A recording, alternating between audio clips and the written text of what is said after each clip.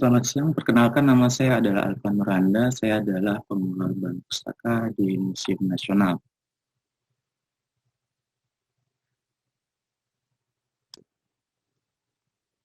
Bahan pustaka berbahasa sumber di Museum Nasional berjumlah cukup banyak, dan hal ini dianggap cukup penting untuk diperhatikan karena bahan pustaka berbahasa sumber ini menjelaskan tentang informasi kebudayaan yang ada di termasuk koleksi yang ada di museum.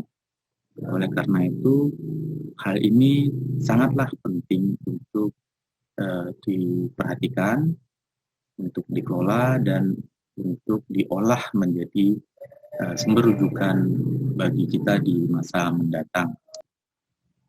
Bahasa sumber yang ada di Museum Nasional telah kita gunakan sebagai bahan untuk studi koleksi, untuk pengutipan informasi, menyusun informasi museum, menyusun informasi kebudayaan, mensupport peneliti-peneliti serta peminat-peminat kebudayaan yang ada di Indonesia dan dunia, mensupport informasi mengenai penetapan cagar budaya yang ada di museum, lalu mensupport para peneliti dan pemerintah yang hendak melakukan penetapan warisan budaya dunia di wilayah masing-masing. Hal-hal demikian telah kita lakukan sehingga potensi tersebut cukuplah bermanfaat dalam pengelolaan pemerintahan yang ada di Indonesia. Kita juga sudah melakukan pendaringan sebagian dari informasi tersebut melalui halaman website Pustaka Museum Nasional.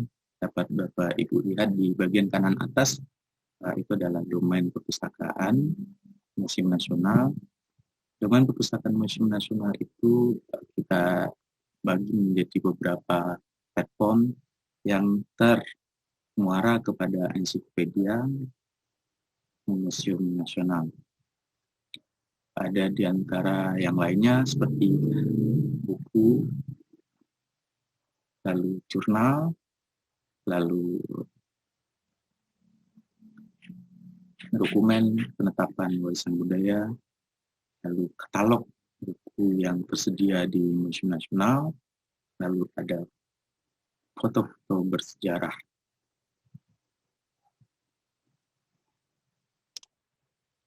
Website ini kita rilis dari akhir tahun 2017 dan memiliki peningkatan jumlah peminat yang cukup besar.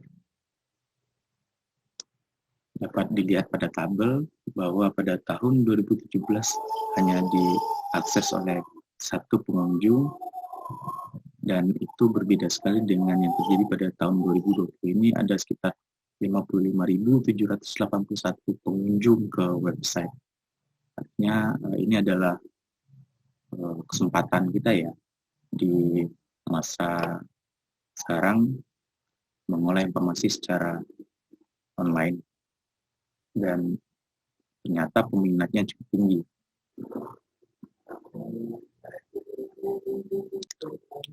Para peminat tersebut datang dari berbagai negara. Nah, di layar di slide ini kita dapat melihat negara-negara yang memiliki minat terhadap informasi yang kita kelola. Indonesia termasuk tinggi karena saya pikir keterbatasan informasi mengenai buku dengan konten bahasa sumber ini cukup batas, dan ini menarik minat masyarakat Indonesia, masyarakat literasi Indonesia sendiri untuk mengenal lebih jauh kebudayaan Indonesia dari buku-buku berbahasa sumber. Akan tapi ini akan menjadi sebuah permasalahan yang perlu diperhatikan. Kenapa? Karena tidak setiap warga negara atau pemustaka ataupun peneliti menguasai bahasa sumber tersebut, sehingga adapun potensi yang dapat adapun kesempatan yang dapat dilakukan di masa mendatang, yakni melakukan alih bahasa dari bahasa-bahasa sumber tersebut. Kenapa? Karena itu akan mempermudah pemustakaan agar memahami apa yang terkandung di dalam bahan pustaka tersebut. Ketika bahan pustaka tersebut dialih bahasakan, maka masyarakat pemustaka atau masyarakat akademis di Indonesia akan menjadi lebih mudah dalam menyusun kebudayaan Indonesia dalam rangka pemajuan kebudayaan Indonesia. Hal ini akan mempercepat kegiatan-kegiatan masyarakat literasi di Indonesia untuk menginformasikan serta menautkan masing-masing informasi yang belum tersedia kepada sumber daya budaya yang ada di masing-masing wilayahnya.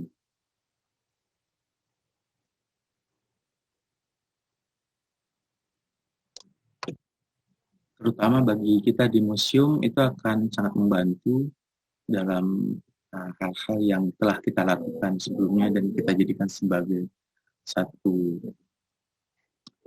kesempatan atau suatu potensi atau suatu manfaat yang dapat kita lihat di masa mendatang dengan adanya pengalih bahasan dari bahasa sumber Belanda tadi, kita dapat lebih mudah dalam menyusun bahan untuk studi koleksi, pengutipan informasi, lalu menyusun informasi museum, lalu menyusun informasi kebudayaan, mensupport data-data penelitian, mensupport data-data penetapan cagar budaya, serta mensupport data-data untuk penetapan warisan dunia.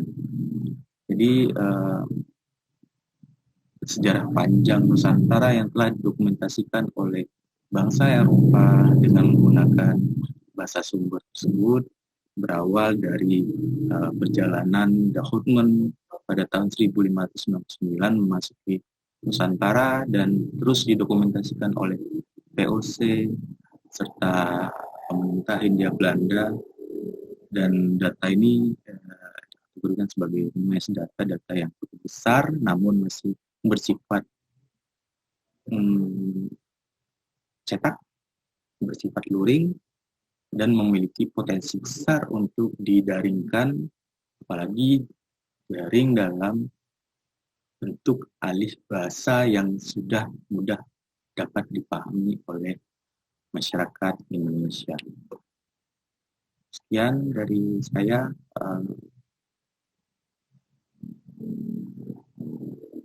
Atas perhatiannya saya ucapkan